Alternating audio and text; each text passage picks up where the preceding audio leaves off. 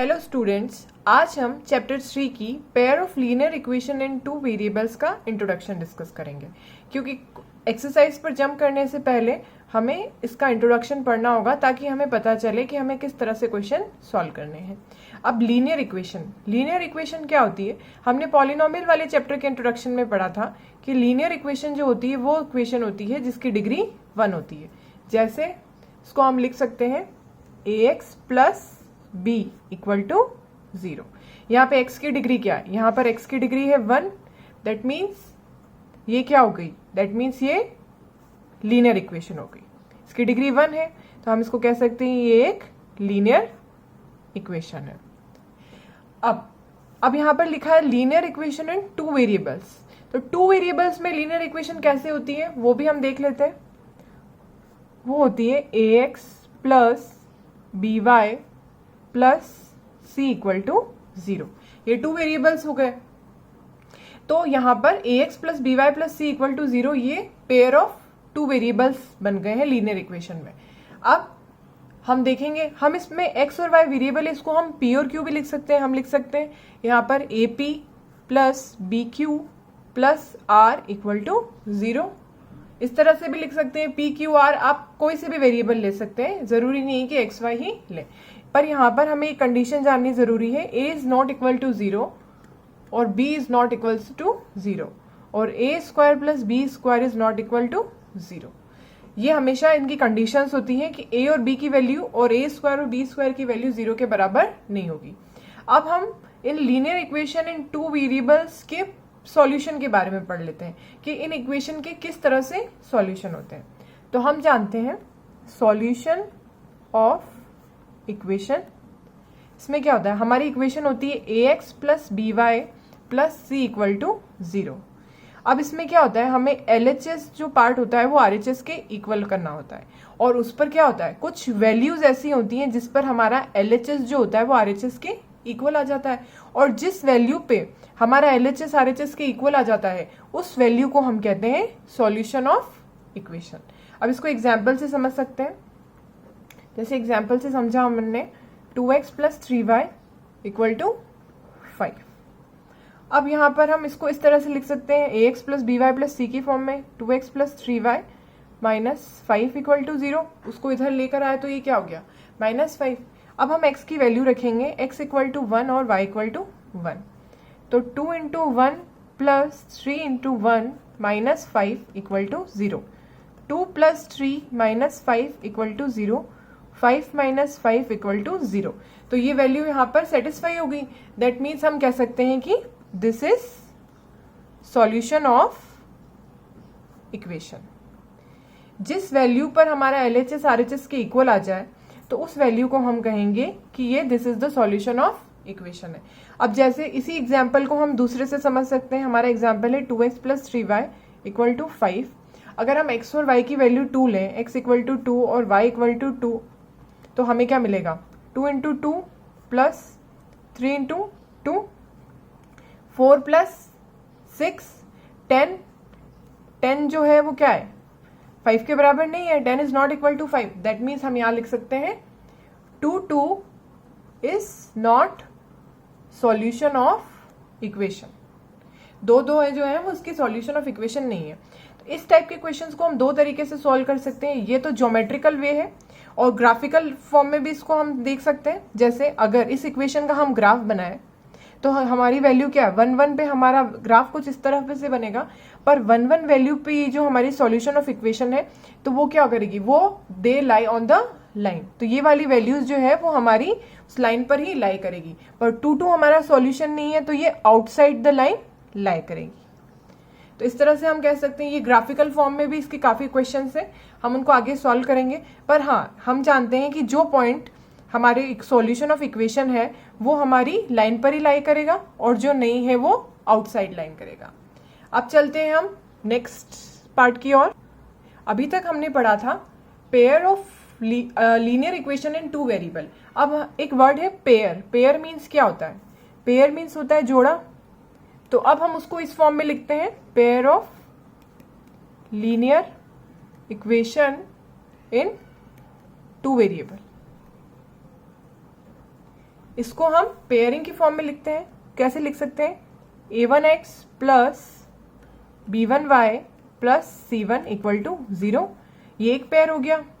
अब दूसरा पेयर हम बनाएंगे a2x plus b2y plus c2 equal to 0। इसमें a1 a2 b1 b2 and c1 c2 क्या है? Are real numbers. ये रियल नंबर्स हैं। अब इसमें 3 टाइप की पॉसिबिलिटीज हो सकती हैं, वो देखते हैं। फर्स्ट है, इनकी इक्वेशंस को हम सॉल्व करेंगे तो इसमें ग्राफिकल फॉर्म में 3 पॉसिबिलिटीज होती हैं। फर्स्ट है इंटरसेक्टिंग लाइंस। इंटरसेक्टिंग लाइंस वाली पॉसिबिलिटी होती है जिसमें 2 लाइन एक दूसरे में इंटरसेक्ट करती है और यहां पर इनका सॉल्यूशन ऑफ इक्वेशन वाला पॉइंट निकलता है। दूसरी इक्वेशन होती है, उसमें क्या होता है? दूसरी पॉसिबिलिटी में ये होता है कि 2 लाइंस एक दूसरे से इंटरसेक्ट नहीं करती और वो पैरेलल होती हैं, एक दूसरे के पैरेलल होती है और ये आपस में नहीं कटती है। तीसरी होती है coincident line. Coincident line means होता है एक लाइन के ऊपर, यहां पर जैसे एक लाइन बनी, अब यहां पर दूसरी लाइन शुरू हो गई, तो ये दूसरी लाइन यहां से स्टार्ट होकर यहां खत्म हो गई, तो इसको क्या कहते हैं हम? Coincident lines. तो इस तरह के सॉल्यूशन होते हैं। जो ये फर्स्ट इंटरसेक्टिंग लाइन वाला सॉल्यूशन होता है उसको हम कहते हैं कंसिस्टेंट सॉल्यूशन होता है ये। और जो पैरेलल लाइंस वाला सॉल्यूशन होता है उसको हम कहते हैं इनकंसिस्टेंट। और जो कोइंसिडेंट लाइन वाला सॉल्यूशन होता है उसको हम कहते हैं consistent and dependent solution. Consistent and dependent solution. तो इस तरह से ये 3 कंडीशंस होती हैं। अब इनकी हम 3 स्पेशल कंडीशंस पढ़ लेते हैं जो हमारे सारे क्वेश्चंस में यूज होंगी। a1x plus b1y plus c1 equal to 0, then a2x plus b2y plus c2 equal to 0। अगर हमें ये 2 पेयर ऑफ लीनियर इक्वेशन दे रखा हो और हमें कहा जाए कि इसमें सॉल्यूशन फाइंड करने हैं, तो सबसे पहले हम चेक करेंगे।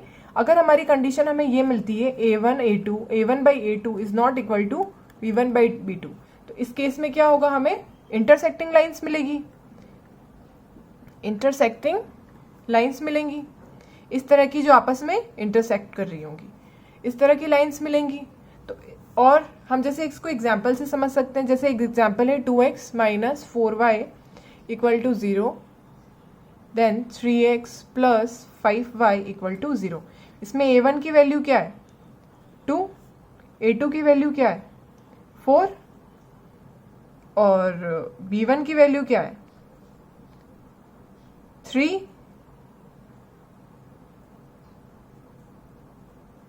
सॉरी, इसमें a2 की वैल्यू है 3, b1 की वैल्यू है 4 माइनस 4 और b2 की वैल्यू है प्लस 5। अब हम देखते हैं a1 by a2 is not equal to b1 by b2। a1 की वैल्यू क्या है? 2 4। a1 by a2 की वैल्यू क्या है? 2 by 3 is not equal to b1 by b2 की वैल्यू क्या है? Minus 4 by 5। तो ये हम कह सकते हैं कि ये इंटरसेक्टिंग लाइंस होंगी यहाँ पर इसके सॉल्यूशन में, तो उसको हम लिखेंगे। इसमें क्या होगा? इस केस में हमें 1 सॉल्यूशन मिलेगा और उसको हम यूनिक सॉल्यूशन भी कहते हैं, और ये कंसिस्टेंट होता है। होप यहां तक आपको क्लियर हो गया होगा। अब चलते हैं नेक्स्ट सॉल्यूशन की ओर। सेकंड सॉल्यूशन में ये कंडीशन होती है a1 by a2 equal to b1 by b2 equal to c1 by c2। इस केस में क्या होता है? जब तीनों वैल्यूज आपस में बराबर होती हैं तो उसमें क्या होता है? कोइंसिडेंट लाइन होती है, मतलब एक लाइन के ऊपर दूसरी लाइन होती है। तो इसमें क्या होता है? इसको एग्जाम्पल से समझ सकते हैं। जैसे एक एग्जाम्पल है 3x plus 4y minus 8 equal to 0, 6x plus 8x minus 16 equal to 0। इसमें a1 की वैल्यू क्या है? 3 और a2 की वैल्यू क्या है? 6। b1 की वैल्यू है 4, b2 की वैल्यू है 8, c1 की वैल्यू है माइनस 8, c2 की वैल्यू है माइनस 16।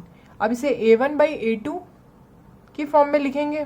a1 by a2 क्या होता है? 3 by 6, b1 by b2 4 by 8 और ये क्या होता है? 8 by 16, माइनस माइनस कैंसिल हो जाएगा। तीनों केस में हमें मिल रहा है 1/2, तीनों आपस में बराबर है।